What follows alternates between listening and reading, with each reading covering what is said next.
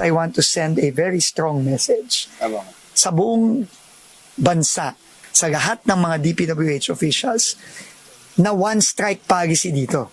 Pagka may nag-report, tanggal sila, relief sila, imbestigahan sila. Kapag napatunayan yan na talagang may ginagawa silang kalokohan, hindi lang sila tanggal, kakasuhan sila. Nasampulan ng One Strike Policy ni Department of Public Works and Highway Secretary Vince Dizon ang tatlong opisyal ng DPWH Pampanga 2nd District Engineering Office. Ito'y matapos makatanggap ng report kaugnay ng umano'y paghingi ng kickbacks o komisyon mula sa mga proyekto.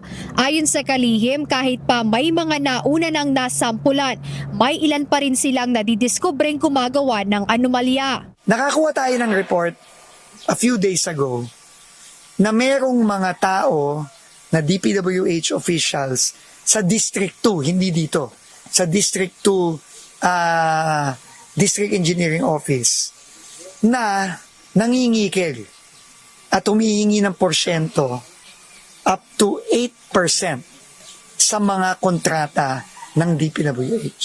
Si Ranilo Magtoto, Chief ng Maintenance, District 2. Arnold Domingo, Engineer 3, Construction Section, District 2. At si Jefferson Ginto, Engineer 3, Construction Section, District 2. I'm announcing today that effective now, they are relieved and suspended.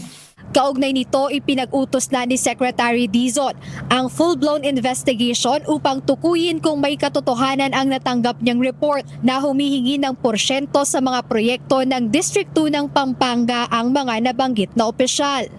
Samantala, pag-aaralan na ng DPWH katulong ang lokal na pamahalaan ng Barangay Candating Arayat, Pampanga ang posibleng permanenteng paglikas o relokasyon ng mga residenteng nakatira malapit sa gumuhong dike nitong nakaraang linggo. Ayon kay Secretary Dizon, pinakukuha na nila sa LGU ang bilang ng mga bahay o pamilya na maaari pang maapektuhan lalo pat hindi natiyak ang seguridad sa lugar.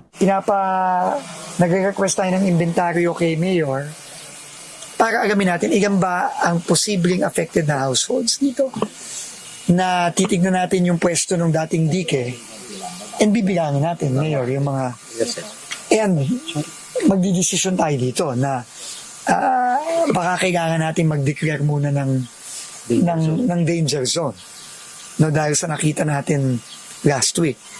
And then, baka kailangan nating mag-forced evacuation dito. Dagdag ng kalihim, pag-aaralan din ng ahensya ang tamang distansya nang idedeklarang no-build zone sa lugar. Kasi kung nangyari ito na hindi pa masyadong malakas ang ulan, ano pang mangyayari dito kapag bumuhos na ang ulan in 4 months, 5 months?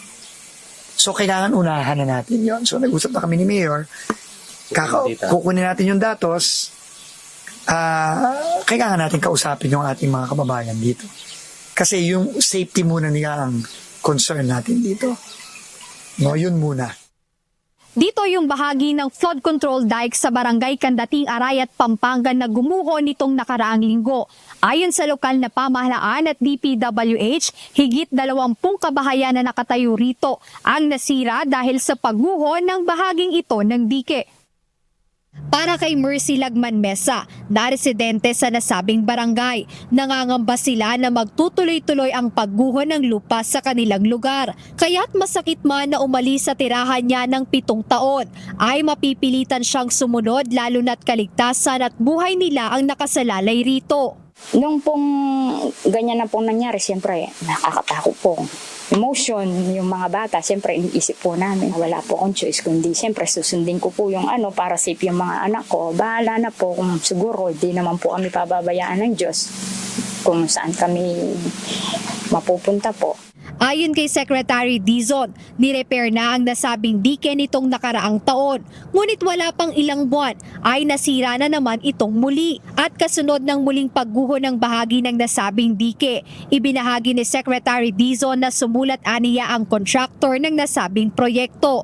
Ayon aniya sa Edmarie Construction and Trading, aayusin nila lahat ng ito nang walang gastos ang pamahalaan. Ngunit ayon kay Secretary Vince, kailangan munang mapag-aralang ng mabuti kung ano ang dapat gawing pag-ayos sa nasabing dike. Open tayo dun sa offer ng kontratista kasi walang cost to government yon, pero anong klaseng pag-aayos ang gagawin? So kailangan muna check natin yung datos, ipa-check natin sa ating mga experts, and then dun tayo magsasabi ano ba ang gagawin natin dito sa current na ginawa dito. Tiniyak naman ng DPWH na magsasagawa sila ng investigasyon upang tiyaking may mananagot sa nangyaring pagguho ng flood control projects na nagdulot ng perwisyo at panganib sa mga residente. Jed Neresina, UNTV News and Rescue. Diyos ang aming sandigan, serbisyo publiko ang aming pinahahalagahan.